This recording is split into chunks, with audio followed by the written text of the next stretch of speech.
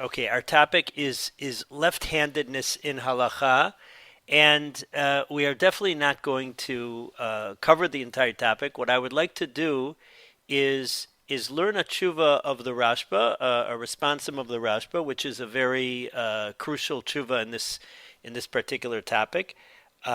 He's based on four different Gemaras and distinguishes between a number of different situations. A very important. Again, I haven't. I'm just cracking the binding on this topic.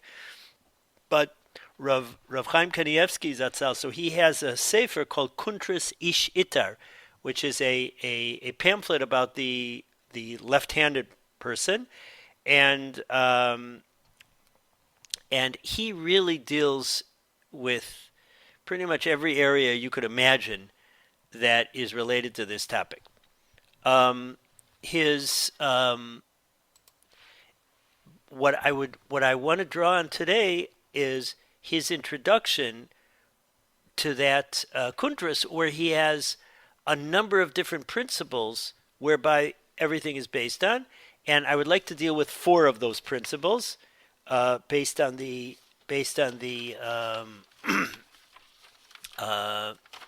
and especially the Chuvas Rashba.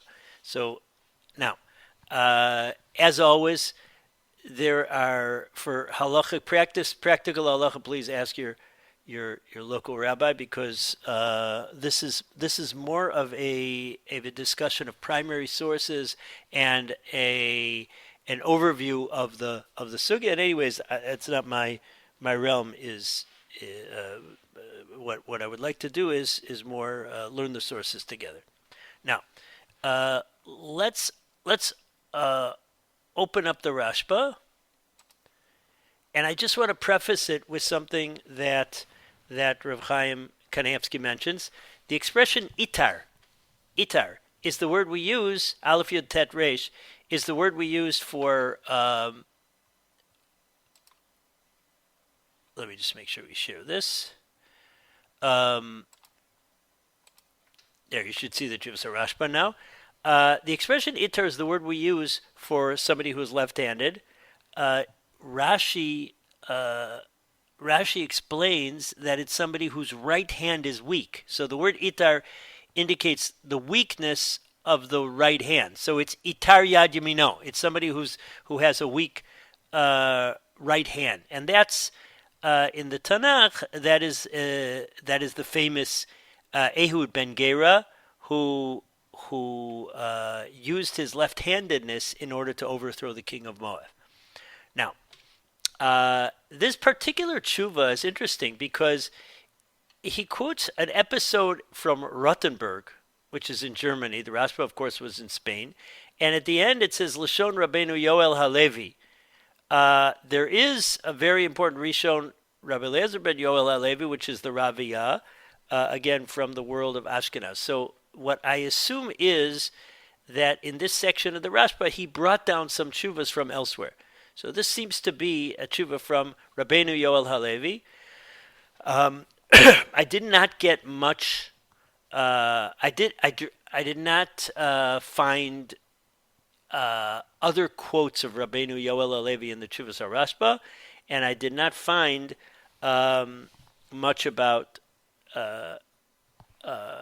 Rabbi Yoel Halevi, other than my speculation that maybe it's the father of the Raviyah.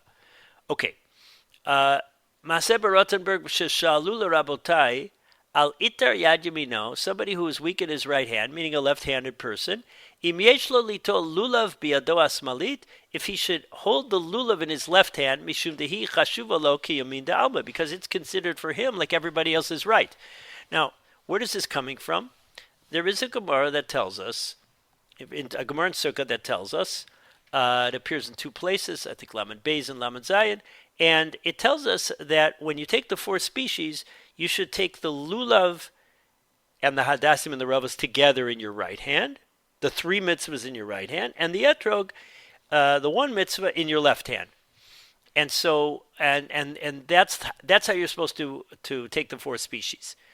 So in Rothenburg, they asked, well, if somebody is left-handed, should he be doing exactly the opposite and taking the lulav hadassim and aravos in his left hand and the estrog in his right hand? Tshuva. Vehishivu, and they responded, Vadai smoldi de kimin da alma. Certainly his left is like everybody else's right. Kidamrina b'Shabbos, hakosev, bein bimino, bein bismolo. Now there's a Mishnah in Shabbos that says, this is the first of the 4 Gemaras that he quotes, there's a Mishnah in Shabbos that says, in the Mishnah says, when you write, you are chayav on Shabbos for writing both with your right hand and with your left hand. Uparak in the Gemara raises the difficulty. But lechshov smoldi dekimin alma. Wait a second. Why should a person be chayav for writing in his left hand? So the Gemara says that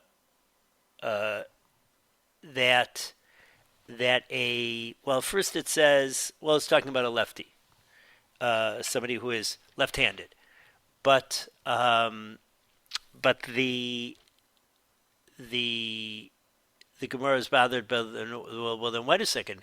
Why don't we say that his left is like everybody else's right, and he should only be chayav in his left, not with his right hand also? So the Gemara concludes, has 2 different directions. One direction is that the Mishnah is talking about somebody who is ambidextrous, sholet b'shtei yadav, and the second approach is that it's talking about, according to the approach of Rabbi Yossi, who holds that kosev, the malach of writing, is really chayev, not so much writing per se, but roshem. It's making some kind of a symbol, and that you could do with your left hand as well as your right hand. So, now, what do we see from that? Nir'eh de havataima mishum deloksi beyamin elastama. Where does it say? It doesn't say anything about right with regards to writing. It doesn't say W-R-I-T-E with regards to, R-I-G-H-T with regards to W-R-I-T-E. It doesn't talk about yamin with regards to writing. Ella stama. It just says that it's one of the malachas is asur to write. V'cheven the nases malacha chashuva mali yamin mali small. It shouldn't make a difference as long as you do a malacha that is a significant malacha, meaning you write properly. So it shouldn't make a difference whether you do it with your right hand or your left hand. There's nothing objective about the right hand. Rather, writing properly. If you're a left-handed person, you write with your left hand. If you're a right-handed person, you write with your right hand. So that's what the Gemara is assuming, that when you're defining something that is done with the hand, and all that counts is that you do it normally, properly, in a significant fashion. So, for a left-handed person, doing it with the left hand should be the same. Okay, that's writing on Shabbos. But what about taking the lulav and esrog?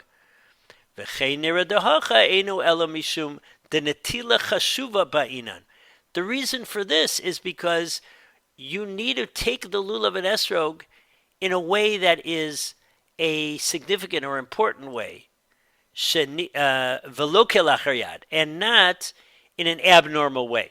So the normal thing would be to take the 3 with your right hand and the 1 with your left hand, the important one with your right hand and the less important with your left hand.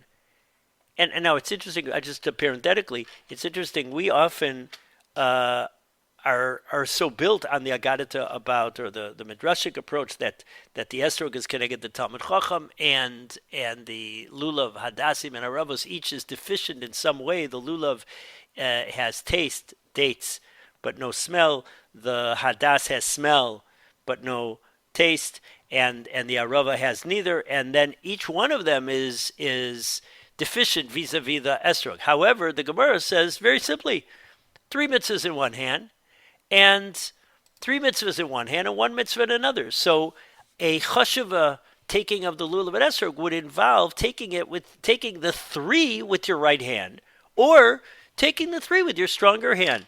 So the Rashba compares taking a lulav and esrog with writing. By both of them, the main issue is take it in a way which is proper significant. Okay. So we have writing and we have taking the lulav and esrog. Writing, normally, for somebody who writes with his right hand, is with his right hand. Somebody who writes normally with his left hand, it's with his left hand. So somebody who writes normally with his left hand will be chayav on Shabbos if he writes with his left hand. And the Rashba equates taking the lulav and esrog in a way which is normal, proper, chashuv. However, you will find other areas of halacha where we don't say that. When the Torah is particular about right, kigon gabe metzora, ve'avoda bekohen, hasam dafka biyamin. When the Torah talks about the right hand of the metzora, and he puts in the same category doing service, doing avoda, the kohen doing avoda with his right hand. So then the left hand, even for somebody who is left-handed, will be invalid. So a left-handed metzora would still have the blood and oil, all the things that are in the metzora, on his right hand, ear, thumb, etc. And a Kohen who is left-handed would not be able to do avoda according to this. And it goes further. Afilu sholet b'shtei adav. Even somebody who's ambidextrous, pluk to the Rabbi v'chachamim b'vchoros perik elumim. That's a machlokas. Here's our next source. The Gemara in Bechoros, Alamad Zayin Amud Beis. That's a Mishnah. There's a machlokas whether somebody who is ambidextrous is invalid for doing avoda, for doing service in the Beis HaMikdash, or valid. That's a machlokas, but everybody agrees that in Itar, somebody who is weak, who has a weak right hand, would not be able to do avoda. Again, I wasn't familiar with this sugya, and I know that I at one point had learned it in Daf Yomi, but it did not stick with me. And so I said, wow, somebody who is left-handed would not be able to do avoda. Again, when that comes up, ask your shilas to the Kohen on duty. Now, but those are areas, he said, where right is essential. The Halacha, however, here, by the issue of taking the lulav and esrog, eino mitzvah ma'alma. It's just ideal to do the lulav, hadassim, and aravas in your right hand, and the esrog in your left hand. Kinamrinan mida'ag bei nafik bei. The Gemara says that just when you pick up the lulav and esrog, you're yotzei. So taking it with your right hand, with your left hand, that is something that is an ideal aspect of the mitzvah, but is not, as we would say, me'akev. That would not prevent you from fulfilling the mitzvah. Umasik b'shahafacho michlal debecholin yanafik af b'smol. The Gemara is a discussion of the size of the esrog. And it says an esrog has to be small enough that if somebody hands it to you in the wrong hands, you can move it around without it falling, without having to put it down. So that's why that's what the Gemara says about the size of the esrog. Again, it's a dechi in the Gemara. The Gemara was looking for proofs for that hadar is a beauty requirement, and the Gemara thought at first that the size of a lulav is based on hadar, and the Gemara concludes no, the size of a lulav is simply because you in general carry it with your right hand and carry the lulav hadassim and aravas here the right, and somebody might give it to you in the opposite way, and then you have to be able to move it around without it falling. Okay.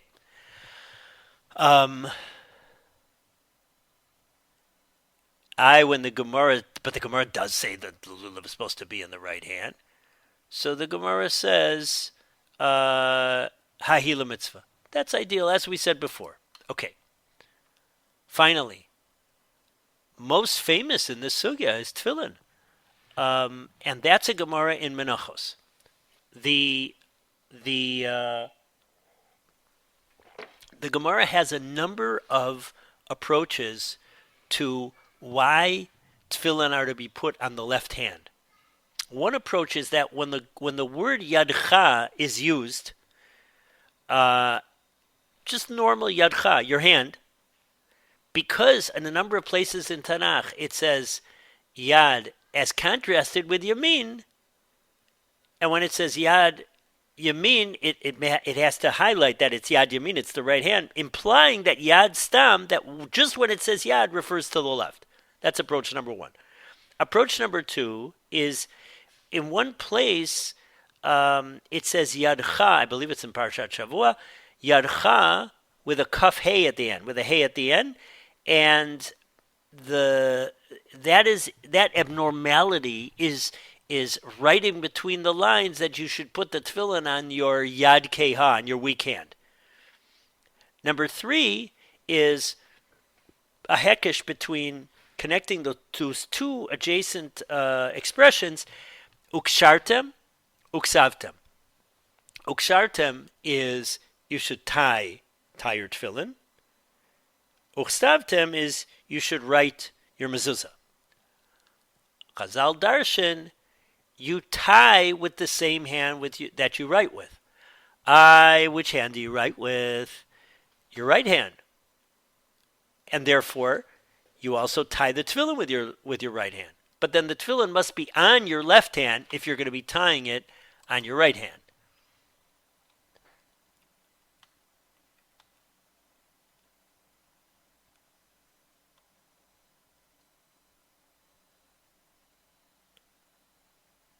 Okay.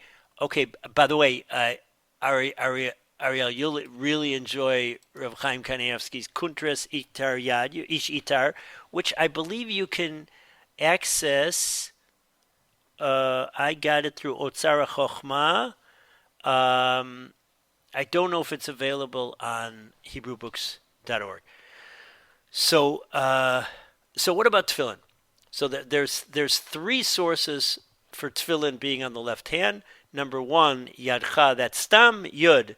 Stam yad is the left.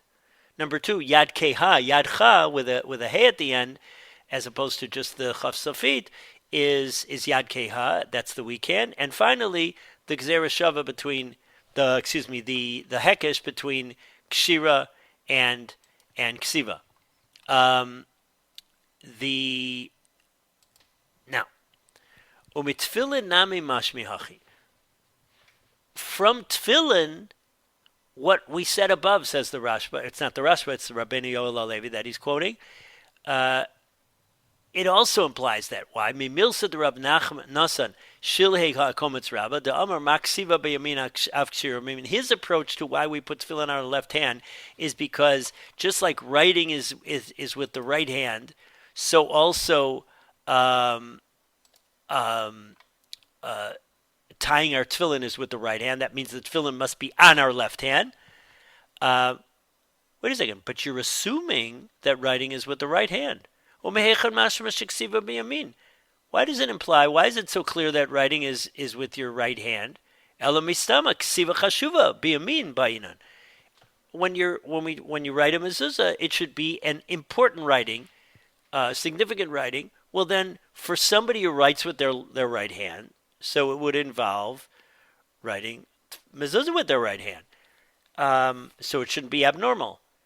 But there's nothing particular about right. It's really chashuva writing, not right-handed writing. Mishum hachi itar yad. Therefore, itar yad yamino, somebody who has a weak right hand, kosher biyamino shuhu smol kol adam. So therefore, he would tie tefillin on his right hand, which is the left of everybody else. Now, I would like to now transition to Reb Chaim Kanievsky's Kuntris Ishitar. Um,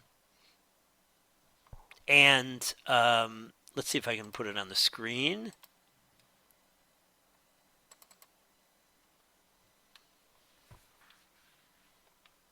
Yeah, let's share that.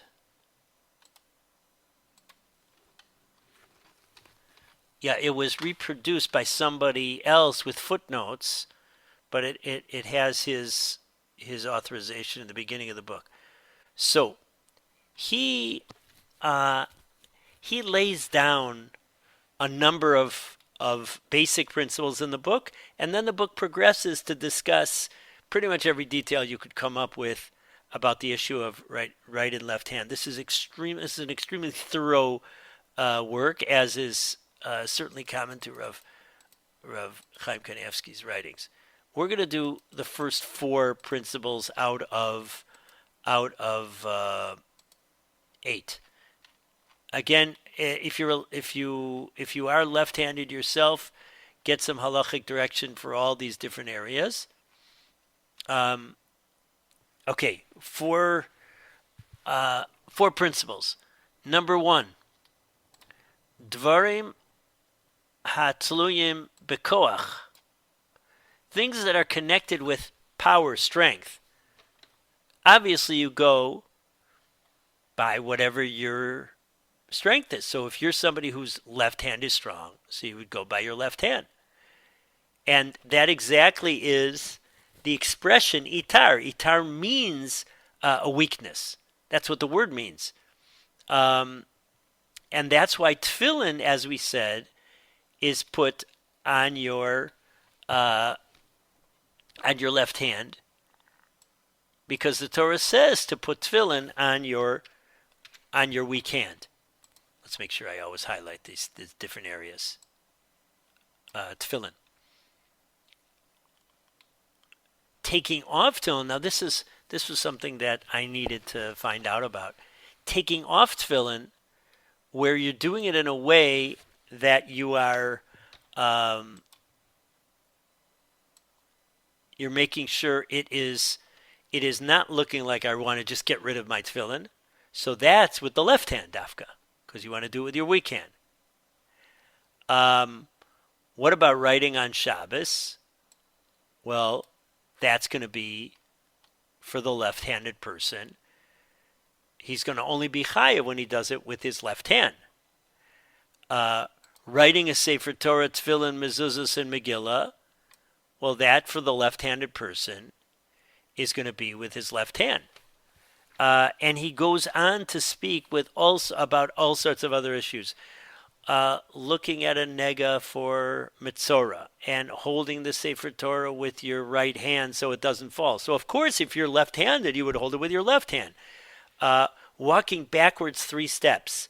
Well, naturally, you would start going backwards with your left, and somebody, because you would go forward with your right, you would go backwards with your left. So somebody who's left-footed, left-legged, he would do the opposite. And the same thing would be if there's some idolater who would be dangerous, and you need to make sure that you're secure around him. So you would have to place yourself left versus right, depending on your strength.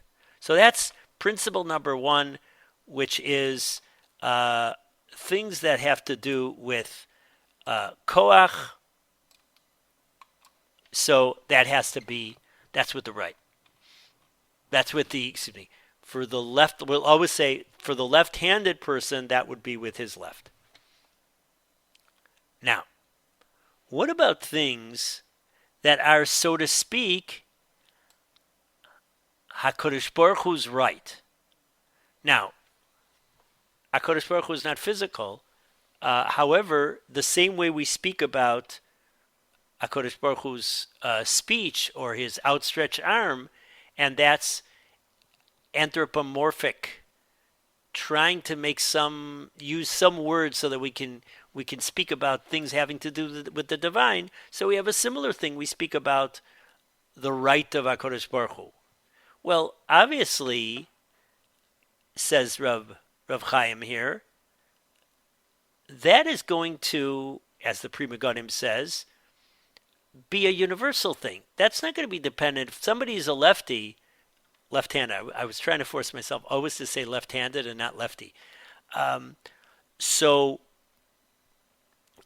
something like Nefilas Apayim, where we fall down on our left because it's Kiviyachol, opposite HaKadosh Baruch Hu's right, well, that shouldn't make a difference if you're left-handed or not.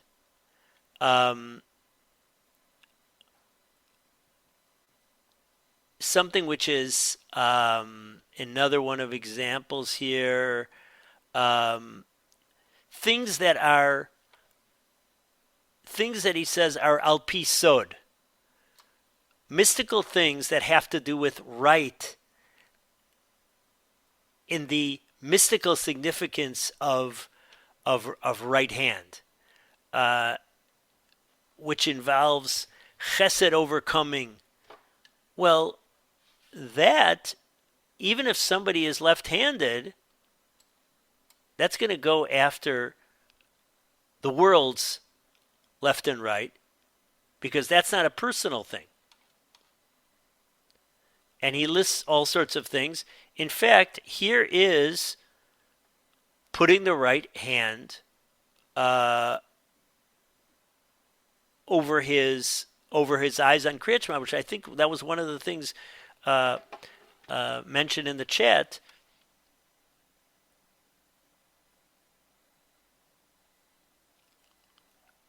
Putting your right hand on your eyes for Kriyat Shema. Something not everybody does, but putting your right hand over your left hand in Shmona Esrei. In Nesias Kapayim, when Kohanim bless, to have their right hand above their left hand. Blowing shofar towards the right side. Putting the hadas in the right side and the arava in the left. All of these, he says, pshita de azlinan basar alma. It's obvious that you go after the world's right and left and not the individual's stronger and weaker side. So principle number one, things that have to do with koach, things that have to do with power, holding a Sefer Torah with the stronger hand, putting tefillin on the weaker hand, writing on Shabbos, to be b'chayev, it has to be done with your stronger hand. So those things, somebody who is left-handed, it would go after his stronger hand, his left hand. Things that are, so to speak, Yamin de Kodesh Baruch Hu, Hashem's right, Nefilas Apayim when you're doing Tachanun, or mystical right, well, that's not an individual thing. That's an objective thing. That's something that is going to be the world's right and left. Principle number three, things that have to do with the physical body. The heart being on the left side, the placement of the trachea on the esophagus, the left ear. Well, those things, it doesn't matter if a person is left-handed, those are going to go after the left-handed person's heart is also on the left side of his body. His whole body isn't backwards. He uses his, he writes with his left hand, but that's it. His body isn't totally structured opposite. And the same thing for leaning on Pesach, reclining on Pesach night. Well, even the left-handed person, he doesn't want the food going to his trachea before his esophagus. And he lists other things like that. Now, there is an interesting thing. With tefillin, there is another approach that the reason for the left hand is so that the left hand is so that the tefillin should be near his heart. Based on that, even a person who is left-handed would put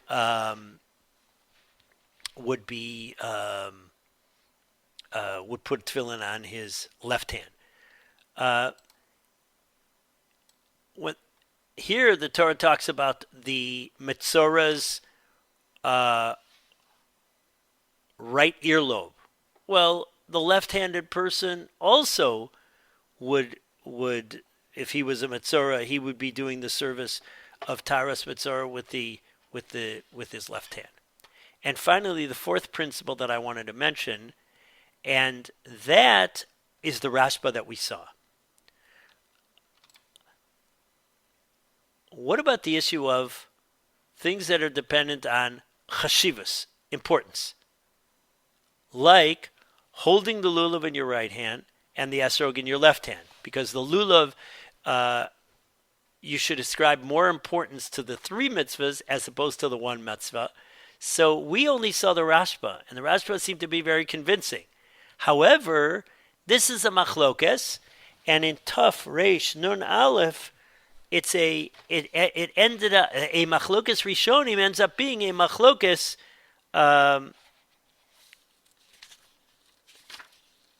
in the Shulchan Aruch itself.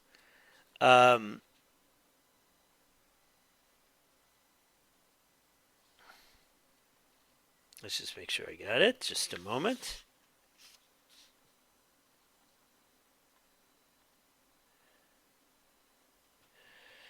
Yeah. Itar. This is in Taf Reish Nun Aleph.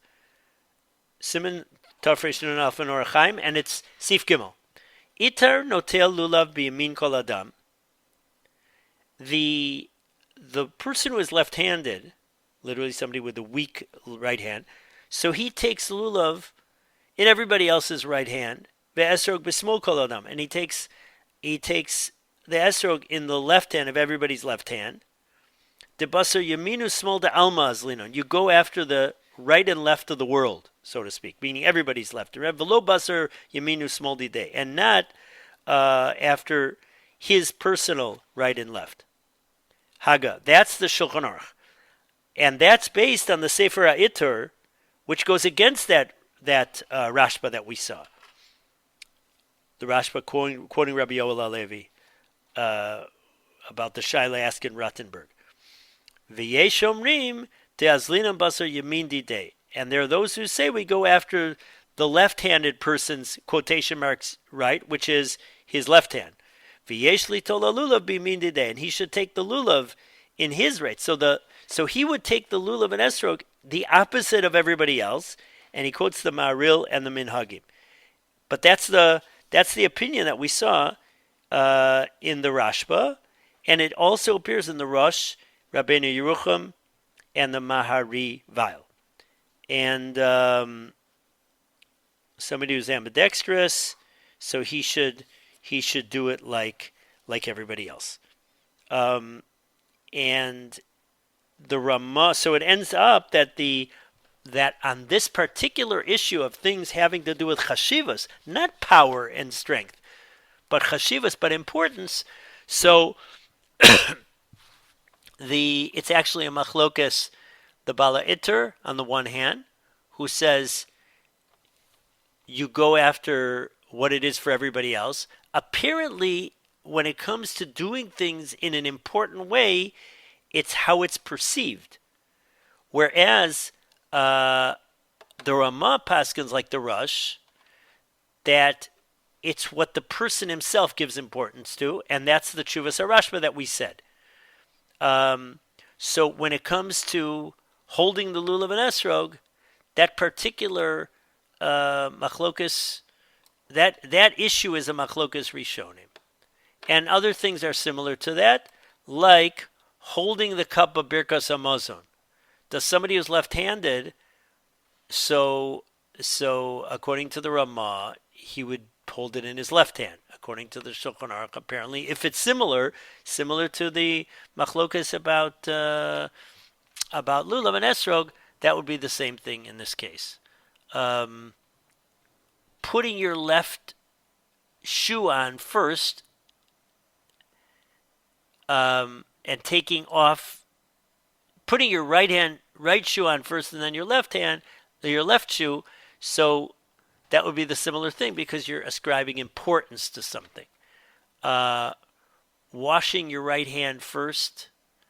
A Yavama doing chalitza with her right hand. That's not a matter of strength. That's a matter of chashivas.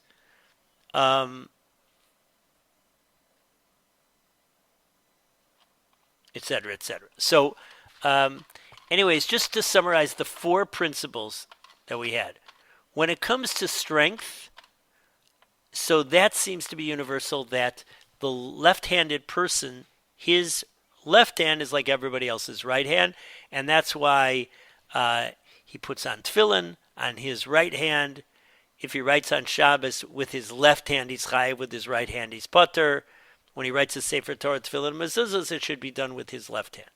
Number two, things which involve either the mystical right hand or the, so to speak, the kiviyachol divine right hand. So those are, even for the left-handed person, you go after the world's right and left.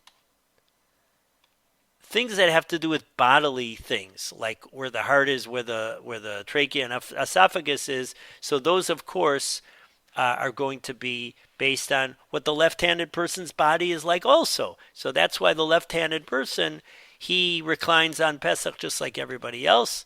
And if he's a Metzora, it's done on his right earlobe like everybody else's. Finally, the big machlokas rishonim between the Bala Iter on the one hand and the Rashba on the other, where the Shulchan Aruch paskins like the Bala Iter, that when it comes to chashivas, when it comes to things that are important, do you go by the world's right, or do you go by the individual's right? And the Ramah paskins, like the Rush, etc., that you should that you should hold the left-handed person would hold the lulav and the hadassim and the ravos in his left hand, and the esrog in his right hand, whereas the Shulchan Aruch holds the opposite. It would be interesting to see what goes on in synagogues, Sephardi and Ashkenazi synagogues with left-handed people. Similar things to this are holding the kos of Birkas Hamazon. So that is what I wanted to share with you tonight about the issue of left-handedness.